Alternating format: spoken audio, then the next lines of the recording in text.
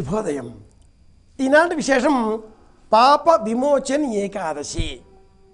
ఏకాదశి వ్రతం విశేషించి ఈ రోజున మనం శ్రీమన్నారాయణమూర్తిని అర్చన చేద్దాం, శరణు వేడుకుందాం. పూర్వం మేధావి అనే మహర్షి తపశ్చర్య చేసుకుంటూ ఉండగా ఆయన తపస్సుకు మంజుఘోష అనే అప్సరస అడ్డంకులు కలిగించింది.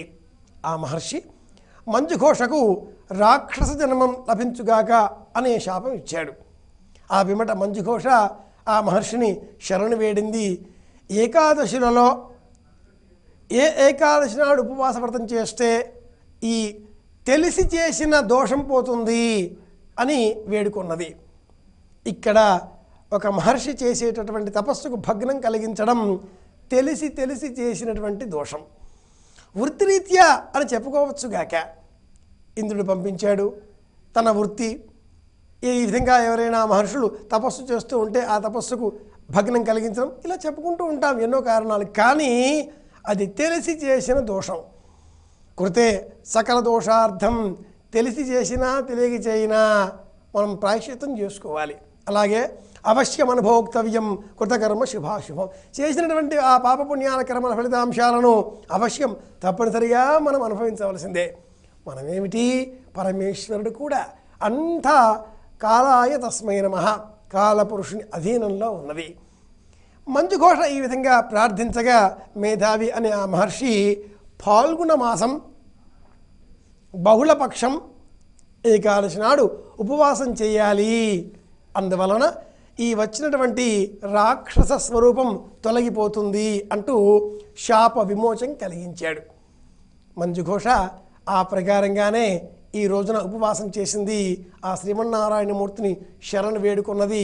తిరిగి తన పూర్వరూపాన్ని ఉపవాస వ్రత ఫలితంగా పొందగలిగింది.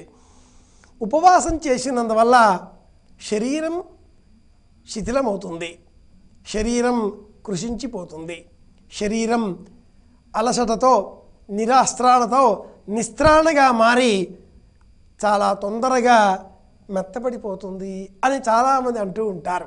ఇది చాలామందికి సంబంధించిన అంశం, కానీ ఇది వాస్తవం కాదు.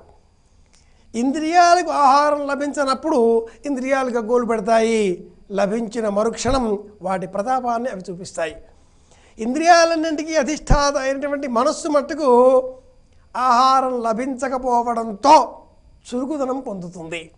అందుకే పూర్వకాలంలో మహర్షులు అనేక వ్రతాలు, నియమాలు, నోములు, పూజలు, పుణ్యాలు వీటన్నిటి పేరిట మాటిమాటికి ఉపవాసాలు, వ్రతాలు అని చెప్పేటటువంటి వాళ్ళు.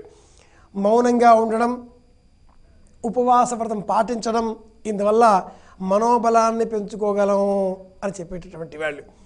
మనం ఆధునికులం, ఆహారగత ప్రాణులం.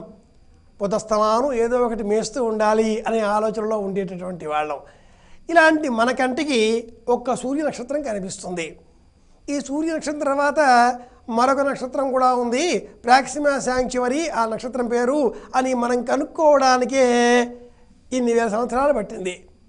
పరమేశ్వరుడు సృష్టిస్తాడు, మనం కనుక్కుంటూ ఉంటాం, ఓహో ఇదే అనుకుంటూ ఉంటాం.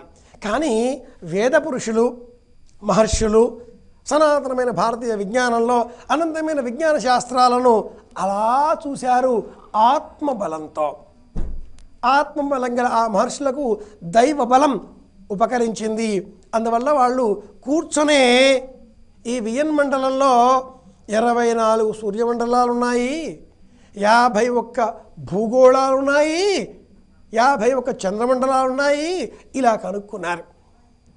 ఇంతటి విజ్ఞానం ఎలా తెలిసింది వాళ్ళకి? నానాలింగద్వాతునాం నానా సూర్యత్వం అష్టౌత వ్యవసిత ఇది సూర్యమండలాన్యష్టాత ఊర్ధ్వం. వాళ్ళు ఆత్మబలం కలవాళ్ళు, దైవానుగ్రహం కలవాళ్ళు.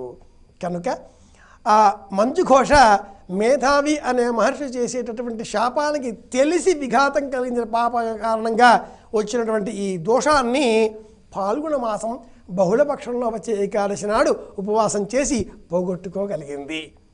ఈనాటి విశేషం పాప విమోచన ఏకాదశి. మనం ఏకాదశి వ్రతాన్ని పాటిద్దాం. ఆ శ్రీమన్నారాయణమూర్తి అనుగ్రహంతో అందరూ ఆనందంగా ఉండాలి అని కోరుకుందాం అని విన్నవిస్తూ శుభమస్తు.